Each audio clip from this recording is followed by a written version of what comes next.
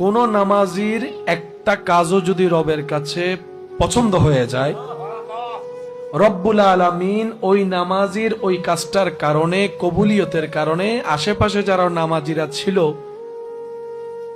ওনাদেরটাও কবুল করে নেয়। সেজন্য সবাই মিলে করলে গ্রহণযোগ্যতা বেড়ে যায়। সবাই মিলে করলে গ্রহণযোগ্যতা, সেজন্য মনে রাখবেন, ভালো কাজ করুন, ভালো কাজের সাথে থাকুন, ভালো কাজকে উৎসাহিত করুন।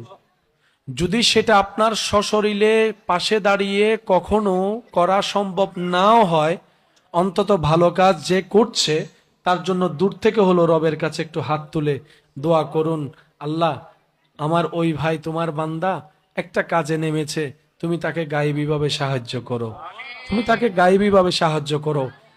আপনি ভালো কাজের পক্ষে দোয়া করলেন, আল্লাহ তাআলা এত দয়াবান, আপনার দোয়ায় তো ওনাকে বরকত দিবেনই দিবেন, আপনি দোয়া করার কারণে আল্লাহ তাআলা আপনার জীবনের মধ্যেও বরকত এনে দিবেন। দোকানদার থেকে আমরা অনেক সময় জিনিস নিই, টাকা দিচ্ছি, জিনিস নিচ্ছি, তার সাথে আমাদের লেনদেন শেষ, তার সাথে আমাদের লেনদেন শেষ। এটা হচ্ছে দুনিয়ার দৃষ্টিভঙ্গি। ইসলামের দৃষ্টিভঙ্গি এখানে একটু ভিন্ন।